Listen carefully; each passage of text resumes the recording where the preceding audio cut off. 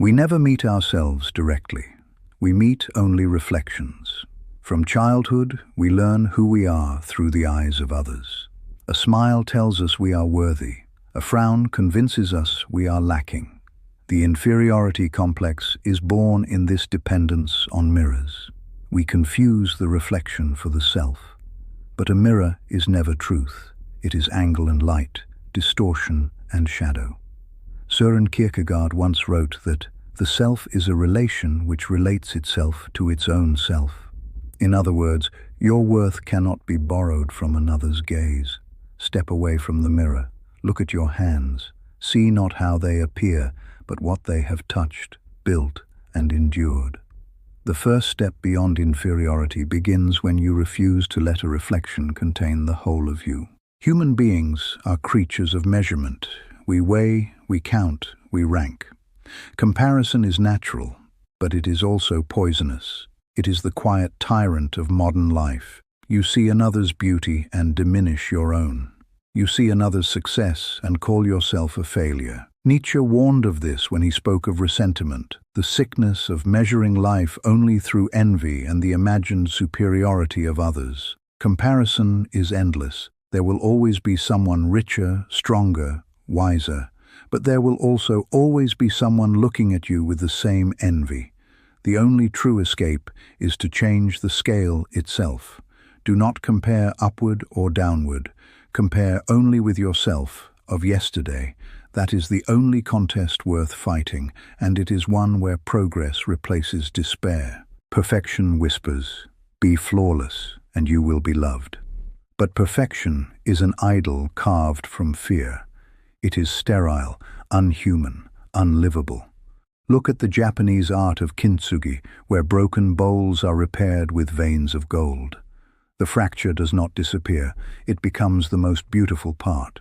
In the same way, our weaknesses are not evidence of inferiority, they are evidence of life lived. Camus reminded us that to live is to live with the absurd, the contradiction of longing for order in a chaotic world. To demand perfection is to deny the very condition of being human. Overcoming inferiority requires breaking the myth of flawlessness and embracing the beauty of cracks that tell a story. Why do we feel inferior? Because the gaze of others has power. Michel Foucault wrote of the Panopticon, a prison where one guard could watch many, and the prisoners, unsure when they were observed, began to police themselves. This is the mechanism of inferiority. The watchtower moves inside your skull.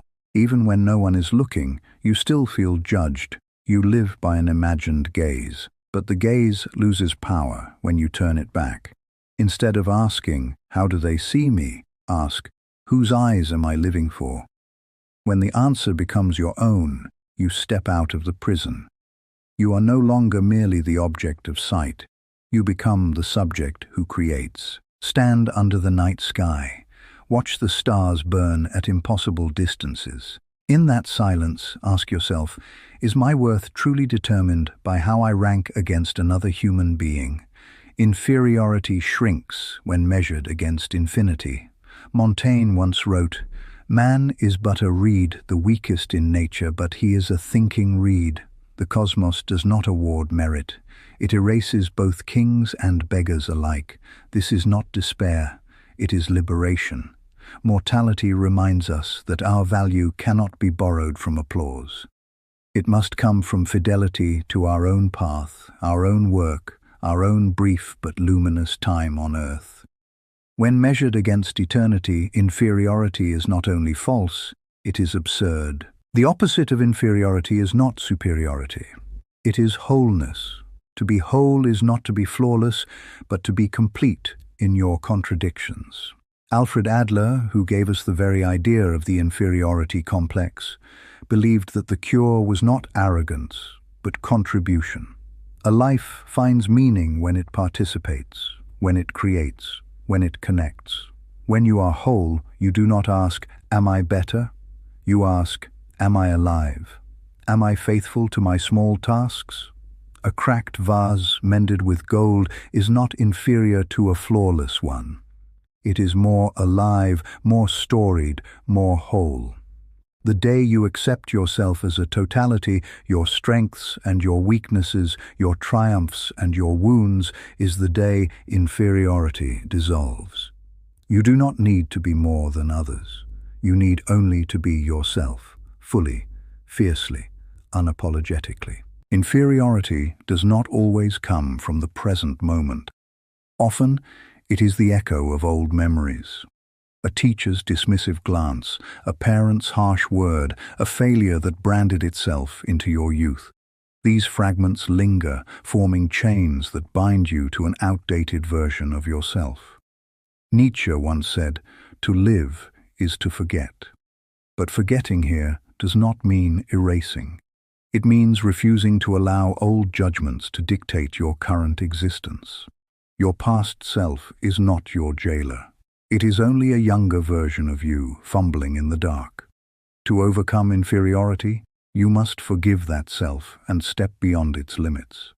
Memory should be a teacher, not a tyrant.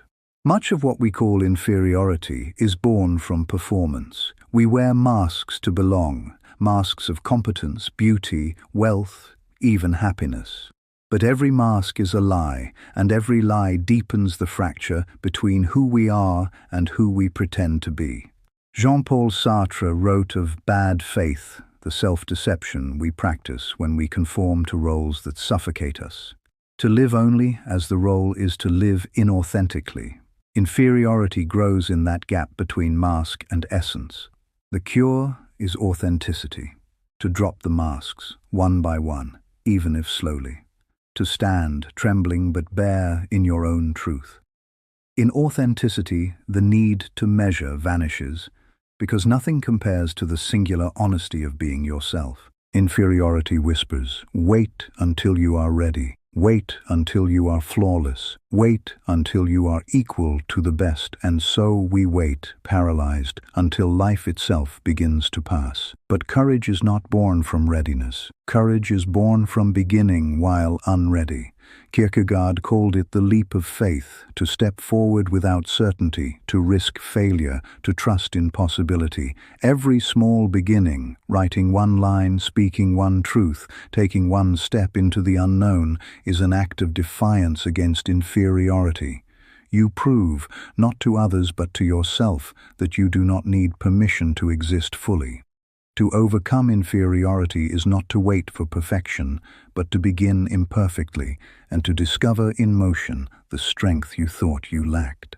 The inferiority complex is not a personal defect. It is a condition of being human in a world of mirrors, hierarchies, and gazes. But it can be answered. Step away from reflections.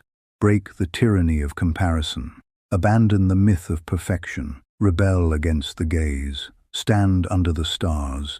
Become whole. You were never less than anyone else.